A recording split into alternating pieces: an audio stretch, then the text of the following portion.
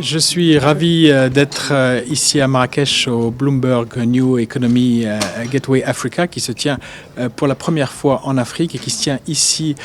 au Maroc. Et Bloomberg, qui est un des leaders dans l'information économique, a tenu à rassembler plus de 200 décideurs économiques du monde entier qui sont venus ici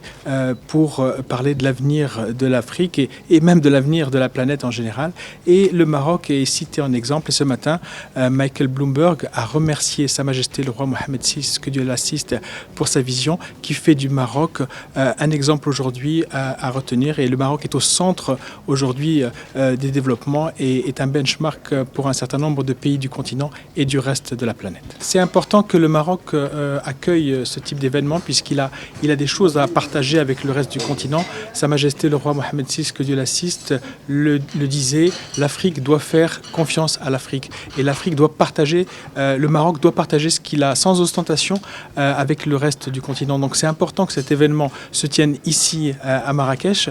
pour que le Maroc puisse aussi y participer pleinement à travers notamment un certain nombre d'acteurs, que ce soit des acteurs économiques ou des acteurs politiques qui viennent parler des success stories marocaines, que ce soit des success stories du secteur privé ou encore des success stories qui sont liées à des politiques sectorielles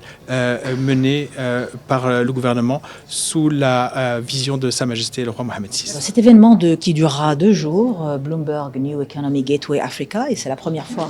que Bloomberg le fait dans un pays du Grand Sud, donc nous les remercions pour cet événement. Mais surtout, c'est une occasion pour nous de nous arrêter sur les défis de développement qui se posent pour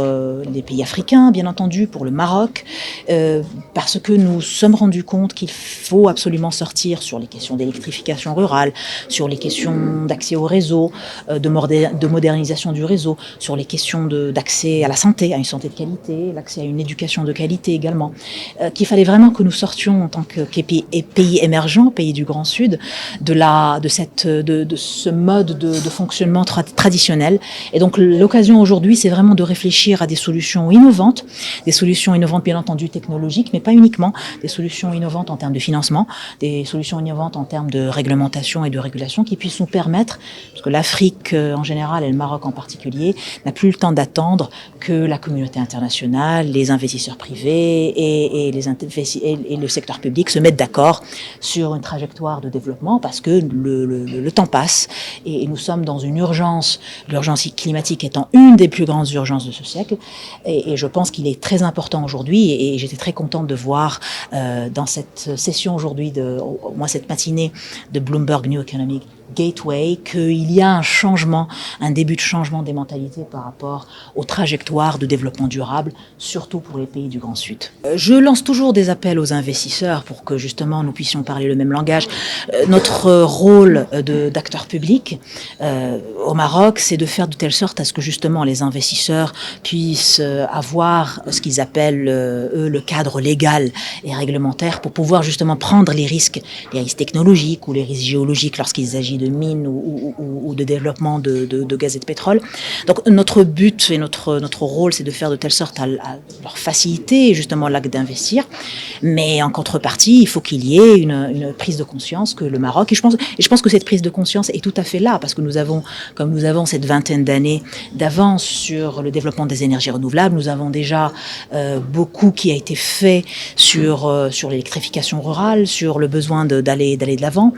dans tous ces secteurs de développement durable. La gestion des déchets est un autre secteur où il y a énormément de potentialité pour asseoir notre pays dans une trajectoire de développement durable. Et je pense que de l'autre côté, les investisseurs du secteur privé, national et international, est au rendez-vous. J'avais annoncé la semaine dernière au Parlement un chiffre qu'il fallait investir de manière ininterrompue entre 1 milliard à 2 milliards de dollars par an au Maroc. Non, je parle du Maroc. Je parle du Maroc, de 1 à 2 milliards. Non, c'était au Parlement marocain, donc je parle vraiment du Maroc. Mais le plus important, ce n'est pas la taille des investissements, c'est vraiment le fait qu'il va falloir investir cet argent du secteur privé, national et international de manière ininterrompue. C'est pour cela que ce dialogue que nous avons avec les investisseurs, avec le secteur financier également, parce que c'est le secteur financier qui nous apporte des solutions innovantes en termes de financement pour les petits projets qui en général ne semblent pas être très intéressants pour les grandes annonces, mais qui sont très importants pour avoir un impact sur le citoyen, pour que le citoyen marocain, où il soit, ait accès à de l'énergie bas coût et bas carbone. لا تنسى الاشتراك في القناة وتفعيل زر الجرس ليصلك جديد الفيديوهات من هيسبريس.